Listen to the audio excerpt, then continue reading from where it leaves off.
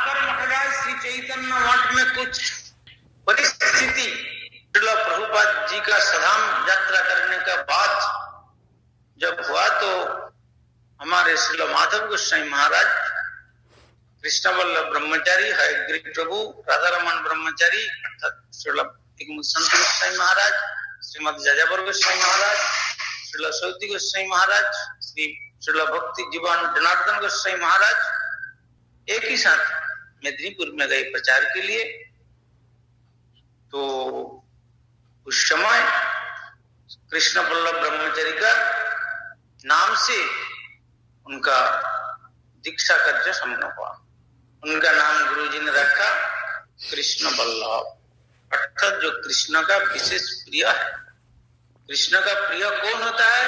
जो गुरु का प्रिय बन सकता है वही कृष्ण वल्लभ होता है। गुरु और कृष्ण का प्रिय वही है कृष्ण वल्लभ। उन्होंने नाम रखा, वो कामाख्याचरण से आज से सर्वजन कृष्ण वल्लभ नाम से कहते थे।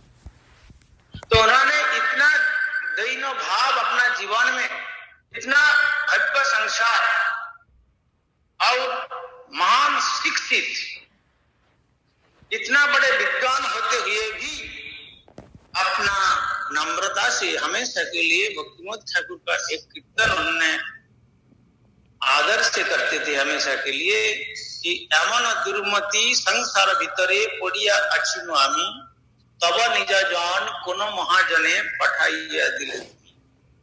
अपने को समझते कि मैंने बहुत दुर्भागा हूं, इस संसार का चक्कर में पड़ा रहा हूं, तो इस संसार से कौन मुझे बचाएंगे?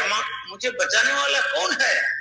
एक हमारे गुरुपाद पद्म ही मुझे बचा सकते हैं। कि हमारा अहोभाग्य की बात है, श्रील भक्ति तो माधव गोस्वामी गुरु महाराज जी को गुरु रूप से मुझे मिला।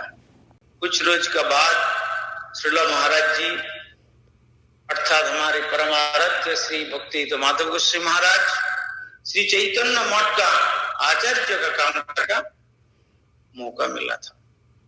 उसी समय सुवर्ण विहार मठ, चैतन्य मठ के एक ब्रांच मठ है, नवद्वीप परिक्रमा मंडल में हम लोग सब जाता है वहां दर्शन के लिए। वो सुवर्ण विहार मठ में उस समय कोई सेवक लोग नहीं था, क्योंकि वहां चारों तरफ केवल जंगल ही जंगल। तो बड़े बड़े सब वो बिल्ली, सांप, कुत्ता और भी बहुत बड़े बड़े जंतु जानवर शाम होते ही निकल जाता है। बहुत भय संकुल स्थान।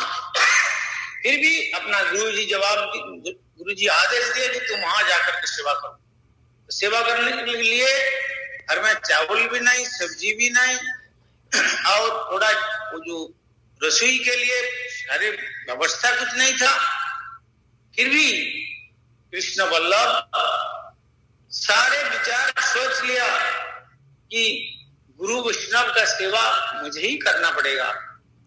इस विचार करके सुबह ठाकुर जी का आरती परिक्रमा अर्चन करके भिक्षा के लिए निकल जाते और भिक्षा करके 10 साढ़े 10 बजे लौटते मंदिर में आकर के फिर रसोई करते। रसोई करने के लिए वो लकड़ी भी नहीं था, सूखा केला का पत्ता से बहुत कष्ट करके उन्होंने रसोई करते। रसोई करके 12 बजे ठाकुर जी का भोग चढ़ाते। फिर भी ये सेवा का मौका मिल गया, उनका दिल में हमेशा के लिए आनंद ही आनंद। तो हमेशा के लिए सेवा ही उनका एकमात्र जीवन में विशेष लक्षण मिला था। इसीलिए उनका गुरुजी कभी कभी पूछते हैं कि कृष्ण वल्लभ तुम दोपहर में प्रसाद भोजन कर लिया? तो पूछने से मालूम ही नहीं था उनको कि प्रसाद भोजन करने के पड़ेगा, इस विचार भी नहीं था। इसीलिए गुरुजी दूसरा सेवक को नियोग किया उनका सेवा के लिए कि देखो वो तो भोले भाले कृष्ण वल्लभ है, तो कम से कम समय सेवा का बंदोबस्त करो।